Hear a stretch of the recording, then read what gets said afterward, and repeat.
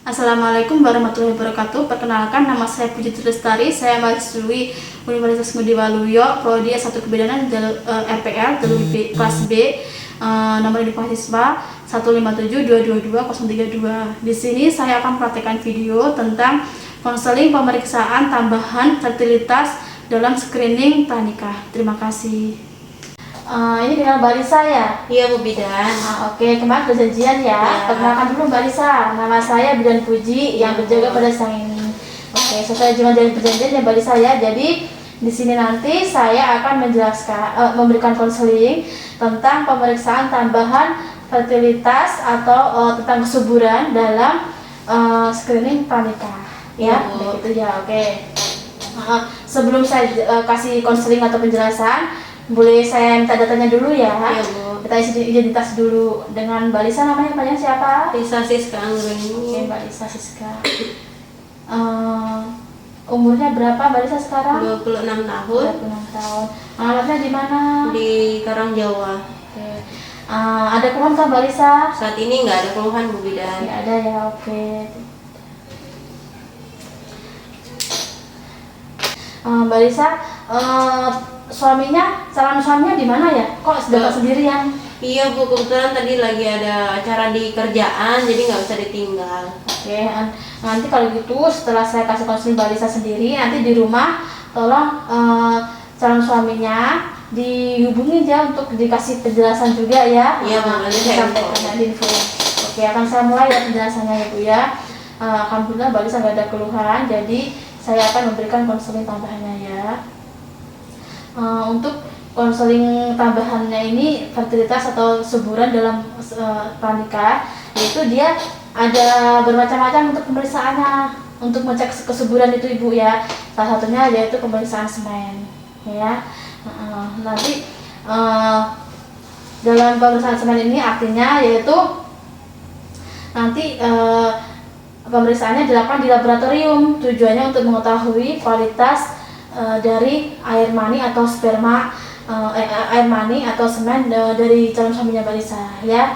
Terus nanti melalui analisa semen ini akan diketahui jumlah dan pergerakan spermanya dalam air maninya itu, gitu ya.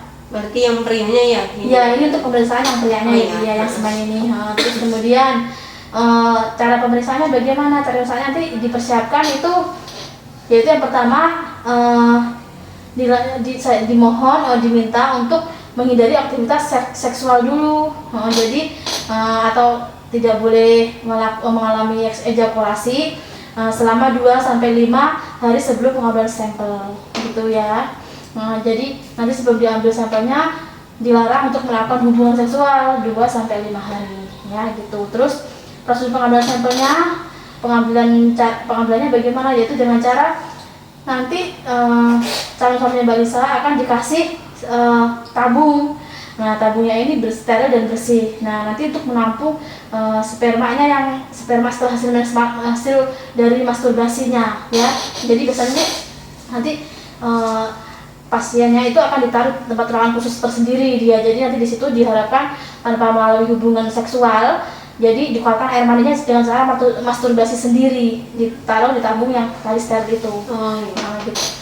Terus kemudian sampel air mani laki-laki itu Bu biasanya dapat bervariasi dari waktu ke waktu ya. Jika diperlukan 2 atau 3 sampel yang berbeda dapat diperiksa dalam jangka waktu 3 bulan. Nah, untuk hasil pemeriksaannya sendiri Bu, biasanya hasil dari pemeriksaan analisa air mani ini umumnya dapat diketahui dalam 1 hari ya Mbak Lisa. Jadi nilai normalnya dapat bervariasi antar laboratorium, diperiksanya di mana ya. Jadi berbeda-beda. Oke, yang kedua ini adalah cara pemeriksaan untuk kesuburan yang pada perempuan ya. Itu ada macam-macam, yaitu ada yang pertama pemeriksaan suhu basal, terus kemudian pemeriksaan lendir serviks, ada juga pemeriksaan tes Feren ya. Terus yang terakhir, ada juga pemeriksaan yang namanya adalah pemeriksaan uji pasca senggama. Ya, di sini nanti akan saya jelaskan dulu. Yang pertama adalah pemeriksaan suhu basal tubuh. Oke ya. Suhu basal tubuh ini adalah apa? Ya, dia adalah suhu tubuh Mbak Lisa yang dicek pada pagi hari sebelum bangun dari tempat tidur. Jadi pas bangun, sebelum turun dari tempat tidur dicek dulu suhunya ya, sebelum bangun dari tempat tidur dan beraktivitas gitu ya. Terus kemudian perubahan suhu basah tubuh akan terjadi sekitar 12 sampai 24 jam setelah ovulasi atau masa subur berlangsung gitu ya. Terus cara pemeriksaannya yaitu caranya nanti letakkan temperatur atau alat tem. Nanti Mbak Lisa beli tem yang baru. Terus kemudian melalui tem itu nanti suhu basahnya temnya diletakkan di samping tempat tidur. Terus kemudian lakukan pengukuran sebelum Mbak Lisa bergerak atau beranjak di tempat tidur ya gitu ya, atau sebelum berbicara, makan, minum atau berhubungan seksual ya. Pokoknya sebelum melakukan aktivitas semuanya gitu. Terus kemudian termometernya ini nanti dimasukkan ke dalam mulut atau bubur selama 5 menit penuh. Kalau dimasukkan itu jangan terus aja ya kan, habis mulut dulu kan tidak mungkin tuh ya. Jadi kalau salah satu aja ya. Terus hasil pengukurannya nanti dicatat dalam lembar grafik suhu basah tubuh. Jadi dengan jarak suhu 0,1 derajat Celcius setiap hari. Grafiknya nanti akan kita kasih ya. Nah, grafiknya ini bisa dibuat di atas kertas milimeter blok. Nanti akan kita samain juga untuk grafiknya itu cara ya, sambil kita aja cara pengisiannya. Terus di grafik ini nanti akan memberikan pola perubahan suhu tubuh saat siklus menstruasi dan masa subur. Dari situ nanti dapat dilihat ya. Hasil pemeriksaannya bagaimana? Nah, biasanya umumnya setelah dilakukan pemeriksaan suhu basah tubuh, nanti kita akan mengetahui suhu terendah saat ovulasi atau masa subur dan akan mengalami kenaikan suhu sebesar 1 derajat Celcius setelah ovulasi ya kan. Terus dilakukan pencatatan suhu basah tubuh selama beberapa bulan untuk mengetahuinya ya. Kemudian bila ditemukan adanya kenaikan suhu tubuh saat ovulasi atau masa subur setelah beberapa siklus, baru nanti Mbak Lisa melakukan pemeriksaan ke dokter ya untuk melakukan tes darahnya begitu ya. Kemudian yang kedua adalah pemeriksaan lendir serviks. Lendir serviks ini pengertiannya adalah pemeriksaan lendir serviks dilakukan dengan mengambil sampel jaringan dari lendir serviks sendiri dari punyanya Mbak Lisa dengan menggunakan alat yang namanya biasanya kita menggunakan alat swab khusus kita ya menggunakannya. Kemudian diperiksa di laboratorium juga dengan alat mikroskopik gitu ya. Pemeriksaannya yaitu dengan cara periksa lendir serviks sebelum dan setelah buang air kecil. Kemudian cara terbaik untuk memeriksa lendir serviks adalah dengan mengusapkan tisu sebelum dan setelah buang air kecil, kemudian memeriksakannya. Dan caranya ini dapat membantu Mbak Lisa untuk memantau lendir serviksnya dan siklus menstruasi dengan efektif. Gunakan tisu toiletnya berwarna putih sehingga Mbak Lisa bisa mengamati warna lendir serviksnya yang baik gitu ya. Dengan tisu, jadi tisunya harus yang putih, jangan yang berwarna-warna ya. Terus usapkan tisunya itu dari depan ke belakang ya Mbak ya, sebelum dan sesudah buang air kecil. Terus pastikan untuk menulis tampilan lendir serviksnya pada tisu toilet dengan catatannya Mbak Lisa sendiri ya gitu. Terus analisis lendir serviksnya pada pakaian dalam ya. Bisa juga memeriksa lendir serviks dengan mengamati sekresi yang melekat pada celana dalam yang kan biasanya kan ada yang keluar menempel tuh. Itu bisa juga diambil dari situ juga gitu ya Mbak Lisa ya. Terus bisa juga cara pemeriksanya bisa melakukan dengan pemeriksaan vulva dan sensasinya ya. Periksa vulva dan sensasinya nanti jadi raba perlahan area vulva dengan jari. Vulva itu nanti saya akan jelaskan ya bagian vulva itu. Vulva itu diraba dulu dengan jari. Kemudian perhatikan sensasi yang terasa, apakah kering, basah atau lembab ya. Dari sini nanti Mbak Lisa bisa mengenali tentang perubahan lendir serviksnya ya, pada perubahan lendir serviks atau siklus menstruasinya gitu ya. Nah, bagian yang termasuk vulva itu yang saya tadi bilang tadi itu termasuk dalam organ luar wanita seperti klitoris. Klitoris itu bagian yang seperti kayak kecil di tengah itu nah balisa. Iya.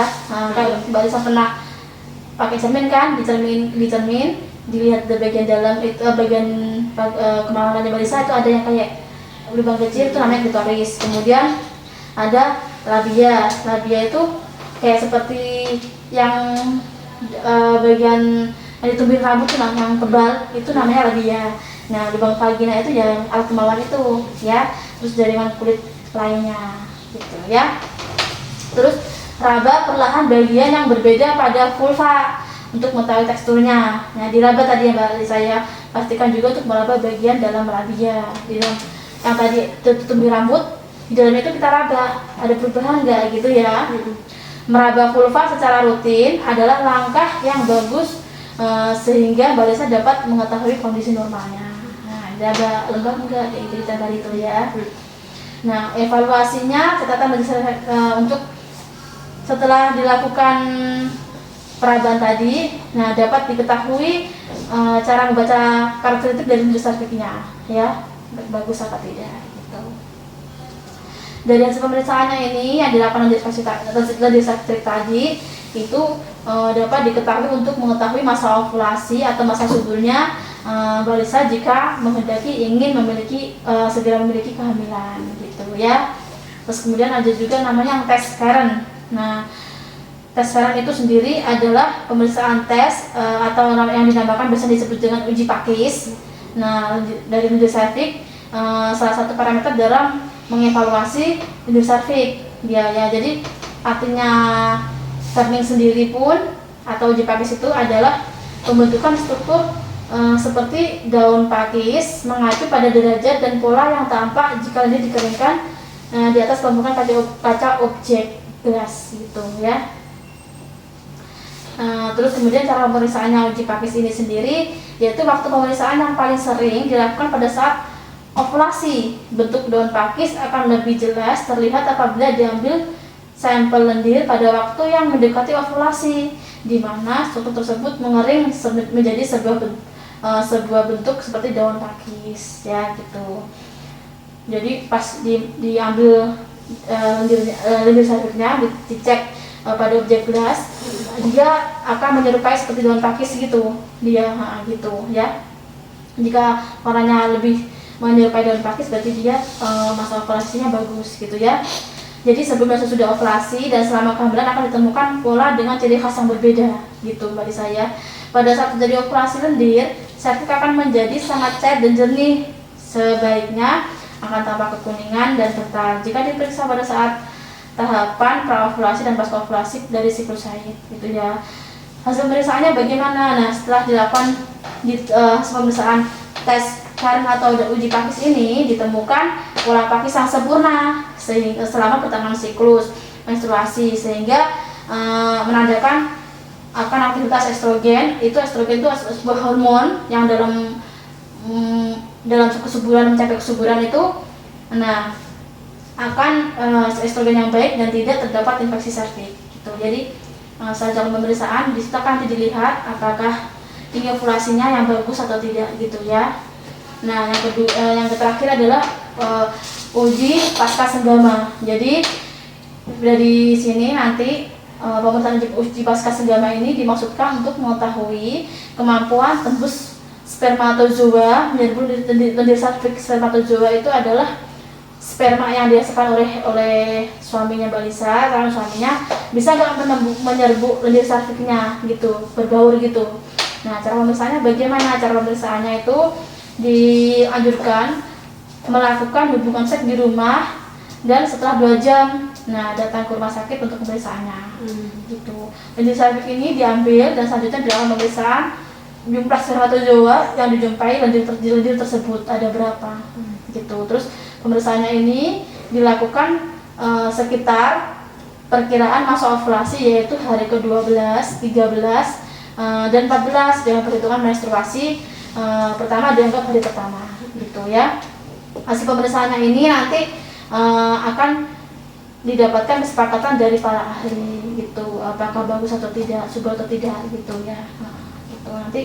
Nah, dari penjelasan saya ini Balisa, apakah ada yang perlu jelaskan ulang atau ada yang sudah atau Mbak Lisa sudah paham? Untuk semua penjelasannya udah paham sih Bu Bidan. Oke, sudah paham ya Mbak Lisa. Boleh saya di review ulang Bu dari penjelasan saya tadi? Jadi untuk pemeriksaan tambahannya tadi itu yang pertama ada pemeriksaan semen ya Bu Bidan. Iya betul, untuk laki-lakinya. Yang tadi cowoknya itu yang dimasturbasi nanti dicek Iya, spermanya. betul sekali. Terus ada metode suhu basal itu untuk yang wanita, dicek Iya. pakai termometer alat pengukur suhu, dimasukin ke dalam mulut ya Bu Bidan. Betul atau sekali mulut. ya, iya. Terus yang ketiga itu yang tes seperti daun pakis. Iya.